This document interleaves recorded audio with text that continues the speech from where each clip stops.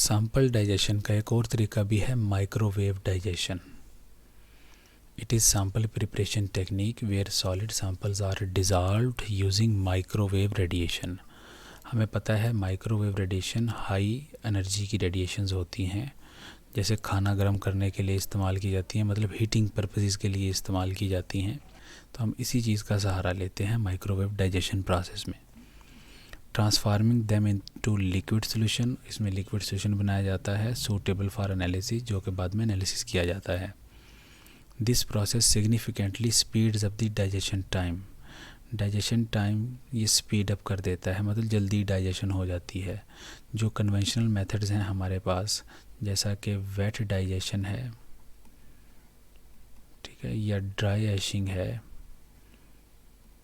वो time taking है।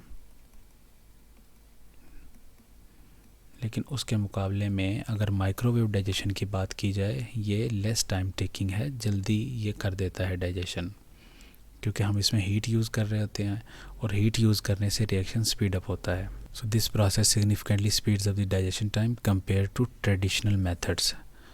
Traditional method कौन से हैं, ये ऊपर बता दिए गए हैं। Allowing for efficient and rapid analysis of trace elements. Trace element से मुराद ऐसे एलिमेंट्स जो कि बिल्कुल थोड़ी थोड़ी अमाउंट के अंदर मौजूद होते हैं, जैसा कि जिंक, लेड, कैडमियम, इस तरह के ions in a sample by minimising potential analyte loss and ensuring complete dissolution of the sample matrix. क्योंकि हमें पता है हीट देने से ऐसी चीज़ें जो सॉल्युबल नहीं होती वो भी जनरली सॉल्युबल हो जाती हैं। अब इसमें क्या करना होता है, माइक्रोवेव हीटिंग ही है सिर्फ। The vessel is placed in microwave digestion system and heated under controlled temperature and pressure conditions। यानी कि इस माइक्रोवेव के अंदर हम लोग टेम्परेचर अपनी मर्ज़ी का देते हैं, मतलब 400-500 डिग्री सी, ताकि चीज़ें क्या हो जाएं, सॉल्वेंट के अंदर ठीक से हल हो जाएं।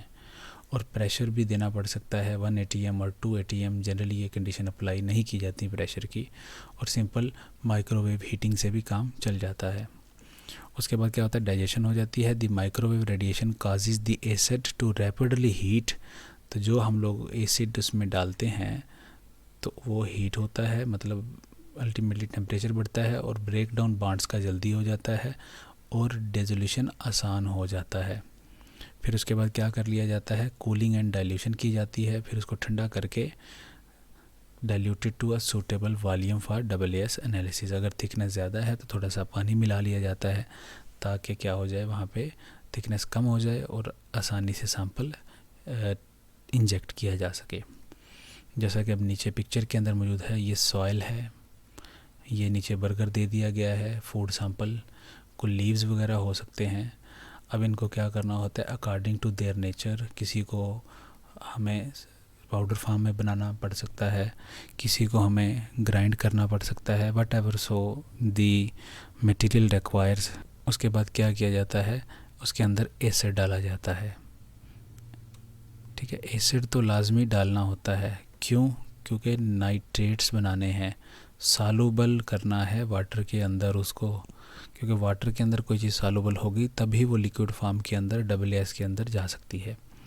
तो फिर इसको एक बॉटल के अंदर या ग्लासवेयर के अंदर हम लोग रख के और ये सैंपल भी डाल देते हैं और एसिड भी डाल देते हैं, और उसको सबको किस में रख देते हैं, माइक्रोवेव के अंदर रख देते हैं for a particular time on a particular temperature.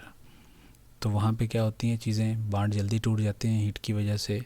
तो वो डाइजेशन प्रोसेस जो कि पहले कोई आधा घंटा पौना घंटा ले रहा था, अब वो 5 मिनट में 7 मिनट में हो जाता है। तो अल्टीमेटली उसके बाद एक्वस सोल्यूशन आ जाता है। एक्वस सोल्यूशन जो आता है उसके अंदर फिर आप अपनी मर्ज़ी से डाइल्यूशन करते हैं अगर रिक्वायर हो। डाइल्यूशन करने के बाद सैंपल की जो विस्कोसिटी है वो जब नॉर्मल हो जाए या अकॉर्डिंग टू AAS डिज़ायर हो जाए, तो फिर उसके बाद एनालिसिस किया जा सकता है। तो microwave digestion is nothing but temperature का इस्तेमाल है।